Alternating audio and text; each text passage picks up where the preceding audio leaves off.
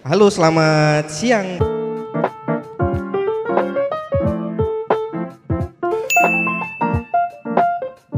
Bapak dan Ibu sekalian, terima kasih atas kehadirannya dalam sesi podcast 180 Degrees kali ini yang dilakukan di Manufacturing Digital Hub di area Expo Manufacturing Indonesia G-Expo Kemayoran.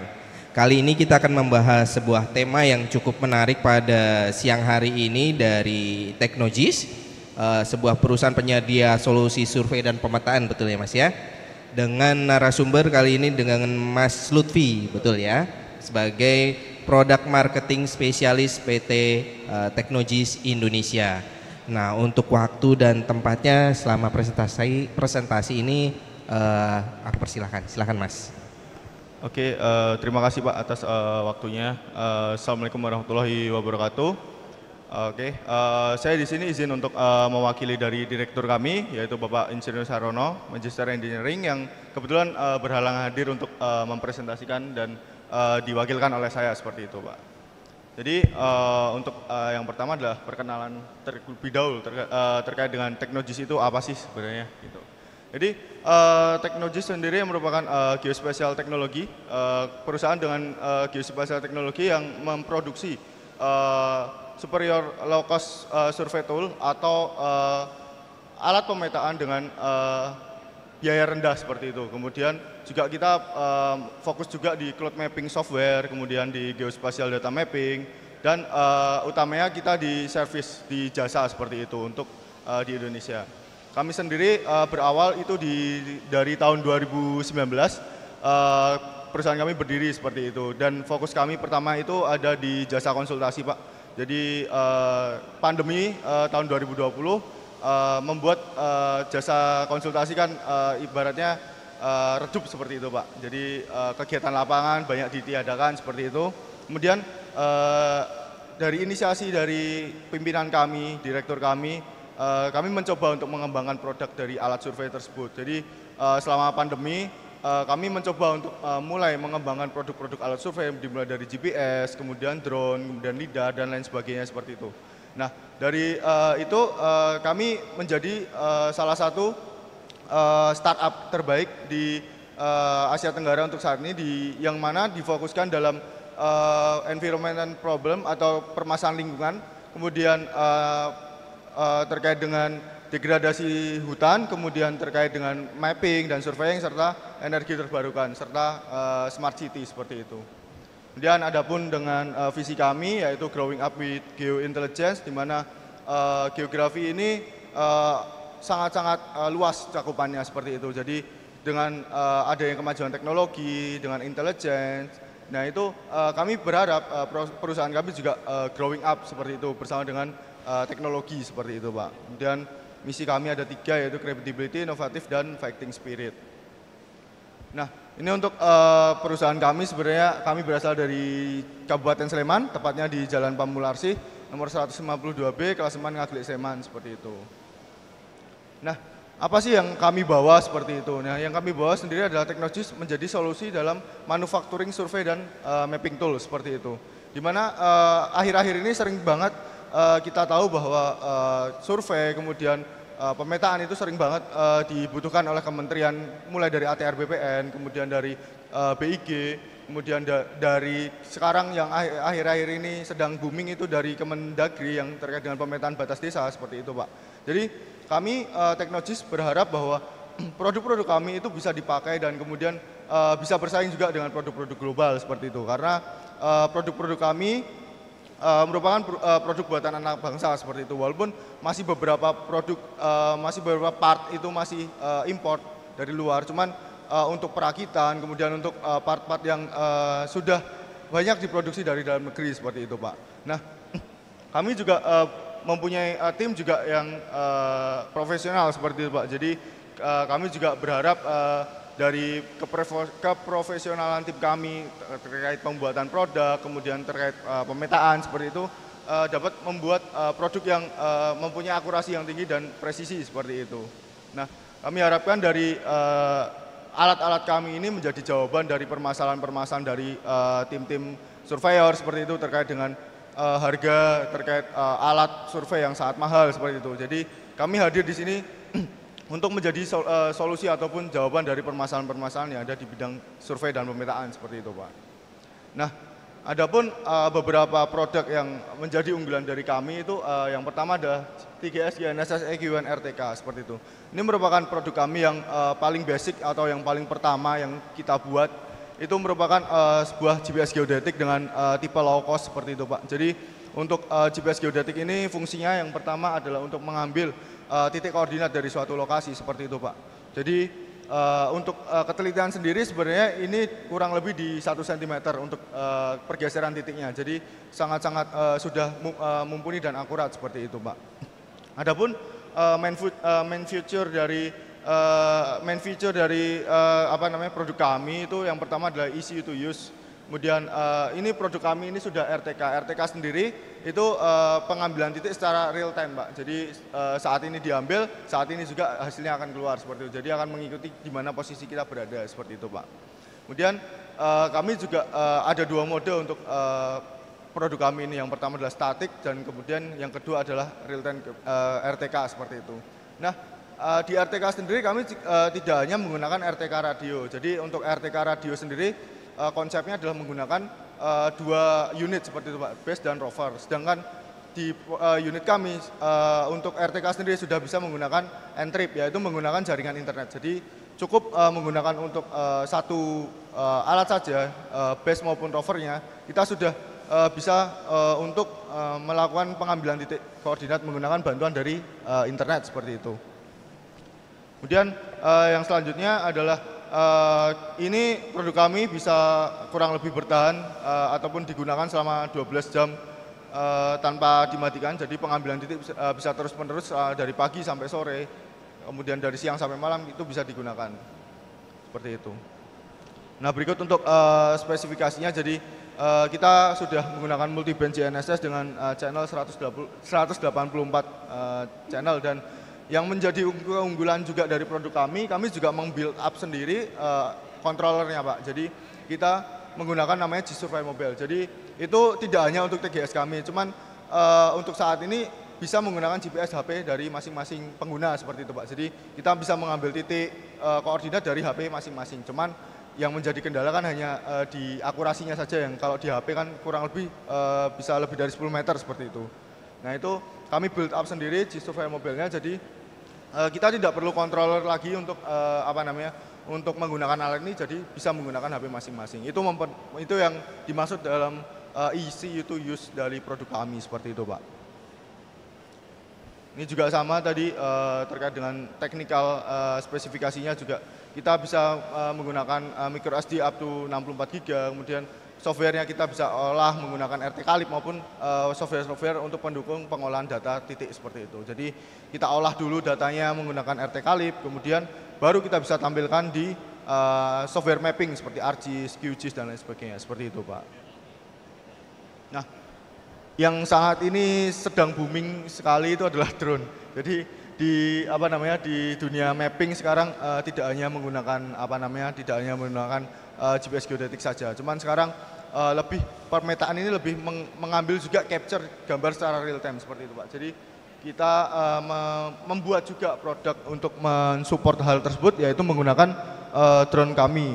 Jadi untuk drone kami sendiri merupakan drone yang sudah secara sistem itu bisa take off dan landing secara vertikal seperti itu. Tapi untuk penerbangannya kita seperti pesawat pada umumnya, secara bukan seperti drone copter pada biasanya. Dan keunggulannya adalah untuk jarak terbang sendiri ini bisa di radius 15 km dari kita berdiri seperti itu, Pak. Jadi kita take off 15 km. Nah, kemudian untuk durasi terbangnya biasanya kalau di copter itu hanya kurang lebih 20 menit ataupun 30 menit maksimal. Kalau di kami ini bisa 1 jam, Pak. Jadi 1 jam tanpa ganti baterai seperti itu. Dan untuk kami sendiri baterai kita di 13.000 mAh, Pak. Jadi sudah bisa cukup untuk dalam sekali terbang itu menjangkau 300 sampai 500 hektar. Nah, siapa sih target kami sebagai pasar mapping seperti ini? Jadi untuk target kami sendiri, kami berusaha untuk men-trace ataupun menunjukkan bahwa target kami adalah ke industri-industri juga Pak. Jadi baik industri untuk agro ataupun industri tambang dan lain sebagainya yang benar-benar nantinya akan digunakan seperti itu untuk pemetaan maupun untuk mapping seperti itu Pak. Nah, untuk tipe sendiri ini tadi yang saya bilang dia sudah fixed wing VTOL seperti itu dengan panjang wingspan itu 1880 mm dan body 1070 mm seperti itu. Jadi kemudian untuk sistem auto sistem pilot kita sudah bisa semi auto dan full auto maupun manual flight seperti itu. Nah, untuk sistem pilot sendiri di sini kita menggunakan dua pilot Pak. Jadi pilot remote dan juga pilot menggunakan yang namanya ground control system seperti itu. Jadi yang bisa memantau airspeed, kemudian kondisi baterai seperti apa, itu di pilot ground control system seperti itu Pak. Jadi di situ kita bisa memantau pesawat secara jauh. Cuman nanti ketika untuk take off dan landing kita bisa intercept juga menggunakan pilot yang menggunakan remote seperti itu Pak. Jadi untuk ini penerbangan sudah full auto seperti itu Pak. Dan untuk drone kami ini semuanya sudah dilengkapi dengan PPK specification seperti GNSS PPK. Jadi GNSS PPK ini pengganti dari yang namanya GCP dan ICP. GCP dan ICP itu adalah ketika kita mengambil foto udara, itu kan belum ada titik koordinatnya Pak. Nah, GNSS PPK ini digunakan untuk mengkoordinatkan foto-foto tersebut. Jadi di mana foto tersebut diambil itu sudah ada titik koordinatnya. Jadi kita mau ngecek suatu bangunan, misal ini di titik koordinat berapa seperti itu. Nah, dengan GNSS PPK ini sudah bisa terdetek tanpa harus menggunakan istilahnya menggunakan GPS geodetik lagi seperti itu. Tapi untuk base-nya kita tetap menggunakan GPS geodetik. Cuman untuk rover kita gantikan ke PPK-nya seperti itu, Pak. Nah, yang terakhir adalah modul TGS R1 UAV mapping. Seperti yang tadi saya bilang, ini PPK-nya yaitu ini produk kami yang terbaru Pak. Jadi kita mencoba mengcustom ke semua jenis drone. Jadi bukan cuma produk dari kita saja yang bisa menggunakan PPK kami, tapi juga dari berbagai macam drone, berbagai macam jenis drone, berbagai merek drone. Kita usahakan untuk bisa menggunakan PPK dari kami. Karena apa? Tujuannya tidak semua drone itu mempunyai PPK mapping atau spesifikasinya untuk mapping Pak. Jadi dengan adanya PPK kami seperti itu, jadi mereka tidak perlu menggunakan itu tadi pengganti GCP, ICP. Jadi surveyor yang misal titiknya ada di atas gunung seperti itu bisa langsung kita menggunakan drone saja tanpa harus mengambil titik di puncak gunung seperti itu misal.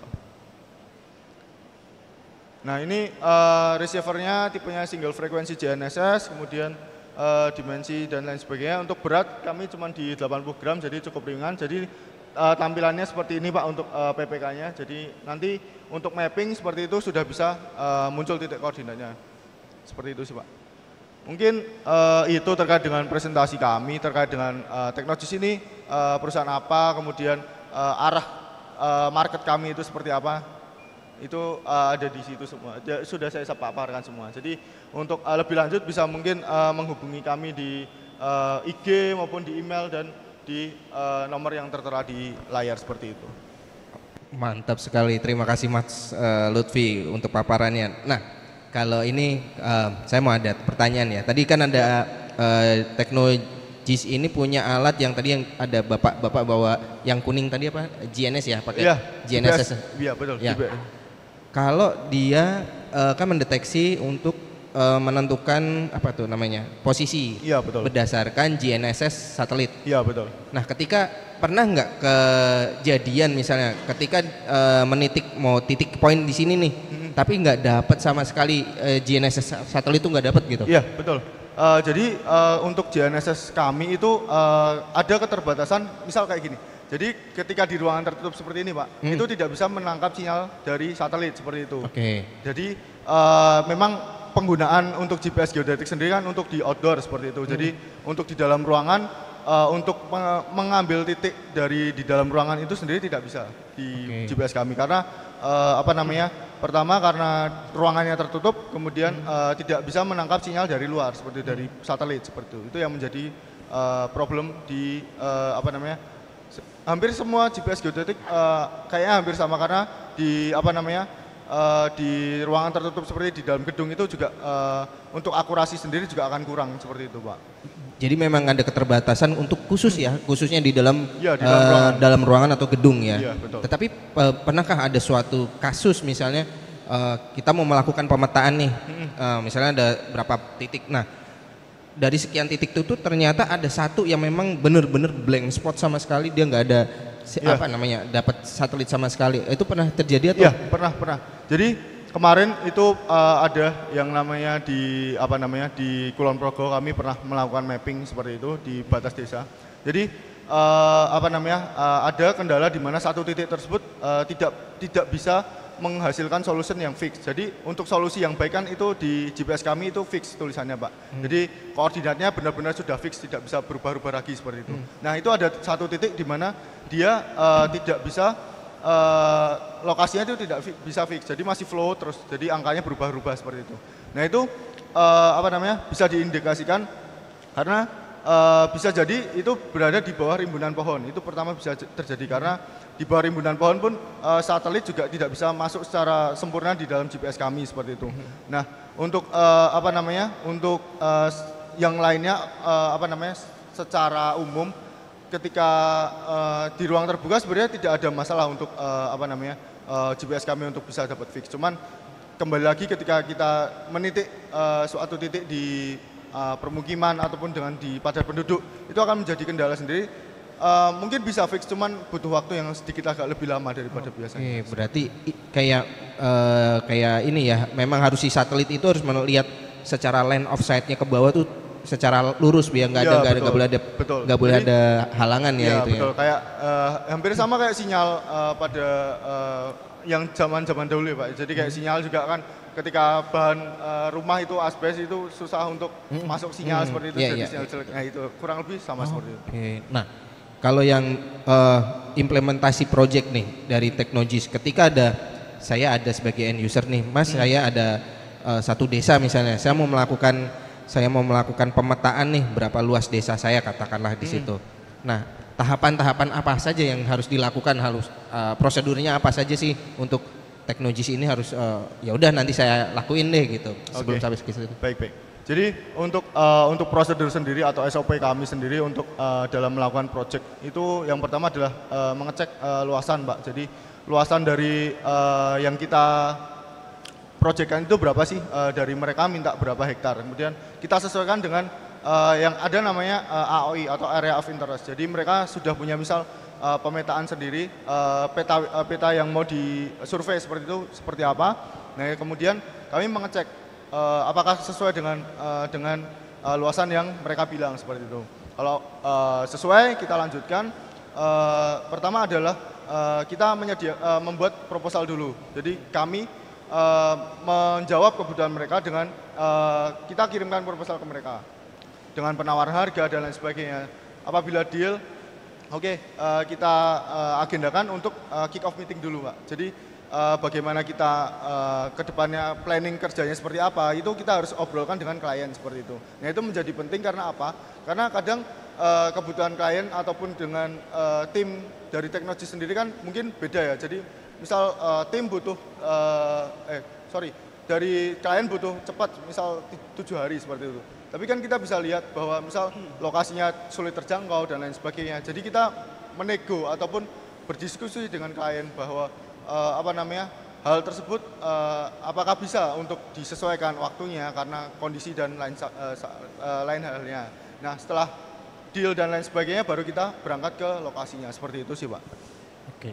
Nah, ketika tadi biasanya ada due date-nya ya, ada berapa waktu yang harus dipenuhi misalnya. Iya, betul. Nah, dari Teknogis sendiri biasanya paling cepat dalam melakukan suatu pemetaan lingkungan lah dengan kondisi ya padat-padat lah gitu. Itu berapa hari atau berapa lama boleh? Baik. Untuk kalau pemetaan sendiri untuk menggunakan drone ya, Pak. Jadi ataupun menggunakan GPS geodetik kami itu tergantung luasan. Jadi kalau paling cepat itu misal di 2000 hektar kita menggunakan pesawat Nivo tadi itu cukup sehari, Pak. Jadi sehari kita ambil data kemudian kita olah dan lain sebagainya, paling sampai selesai pekerjaan itu di waktu seminggu.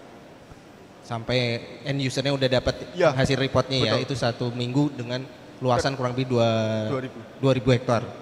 Oke, nah biasanya dari sekian proyek yang pernah dilakukan oleh Teknogis nih, pastinya mengalami sebuah kendala nih, Betul. sebuah kendala biasanya entah itu perizinan atau apa kita nggak tahu ya. Nah, kendala apa yang paling susah atau kendala apa yang dalam artian yang sangat unik lah, boleh diceritakan dah. Baik, untuk kendala kami sendiri di lapangan itu kan banyak sekali Pak, maksudnya hal-hal yang kita tidak pernah duga seperti itu. Jadi kami pernah kemarin itu mapping di daerah Kalimantan seperti itu. Jadi kami membawa pesawat drone Nivo kami. Jadi kebetulan kami tidak membawa cadangan seperti itu. Nah, kebetulan juga terjadi crash pesawat seperti itu di dekat apa ya, istilahnya kayak masjid seperti itu Pak. Jadi di dekat masjid kita crash pesawat, kemudian kita kirimkan lagi pesawat yang baru. Kita kirimkan lagi pesawat yang baru dan jatuh lagi di lokasi yang sama. Itu menjadi kendala kami karena faktor alam ataupun faktor hal yang kurang kurang kita tahu terkait dengan alam seperti itu menjadi salah satu faktor yang kita tidak bisa prediksi. Kemudian juga faktor cuaca juga menjadi salah satu hal yang menjadi satu hal yang menjadi penghambat juga.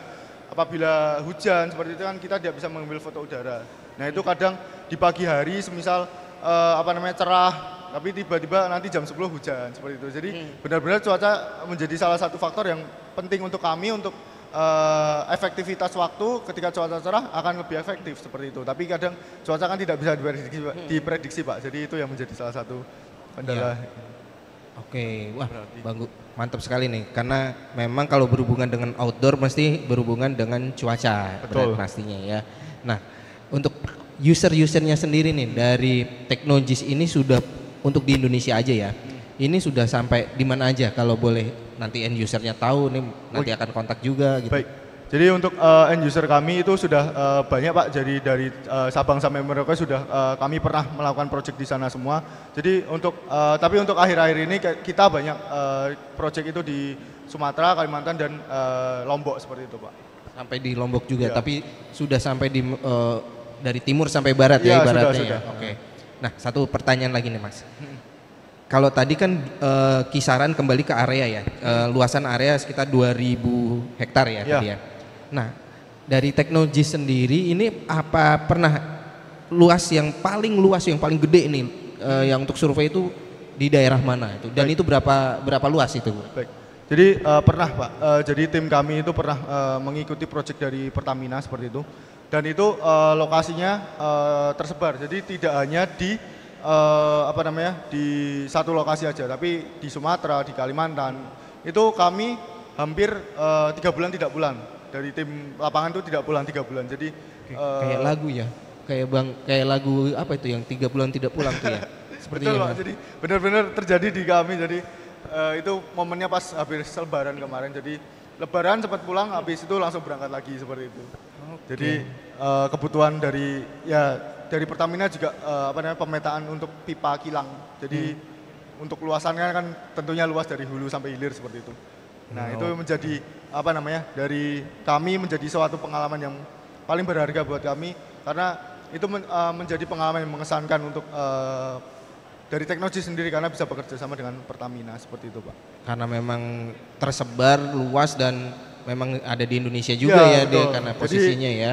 3 bulan benar-benar mereka Dan 3 lapangan bulan seperti ini, itu. waduh. Kita kalau 3 bulan udah nggak fokus nih biasanya kerja, gitu kan. Meninggalkan rumah kan Pak ya. Jadi Iya. ya seperti Nah, itu. nah kebetulan nih Teknogis ada di acara event manufacturing Indonesia ini. Betul. Nah, kesan dan pesan apa yang ingin dibawakan oleh Teknogis untuk manufacturing Indonesia event ini di G-Expo ini untuk pembangunan manufacture dan mungkin kedepannya untuk semua aspek ya di luar manufacture ini. Boleh ditambahkan Mas? Untuk kami sendiri kesannya yang tentunya acara ini sangat-sangat menarik ya Pak. Jadi kita bisa melihat bahwa industri sangat-sangat luas seperti itu. Tidak hanya terkait dengan mesin, tapi juga terkait dengan mapping, kemudian dengan IT. Nah itu yang menjadi suatu pemikiran saya bahwa ini bisa nih untuk kita ciptakan kolaborasi seperti itu. Jadi melihat dari dari teman-teman yang lain yang ikut pameran di sini, ada peluang Pak untuk kita ciptakan kolaborasi baik itu dari Teknogis maupun dari teman-teman yang lain seperti itu Pak. Ini. Oke, terima kasih Mas Lutfi untuk paparannya, untuk sharing infonya dari Teknogis hari ini. Oke, terima kasih. Demikian Bapak Ibu semuanya, sesi untuk hari ini dari Teknogis Indonesia, dari Mas Lutfi. Nah, kita akan ketemu dengan narasumber berikutnya. Siapa dia? Ditunggu saja di acara di Digital Manufacturing Hub di G Expo Kemayoran hari ini. Selamat siang.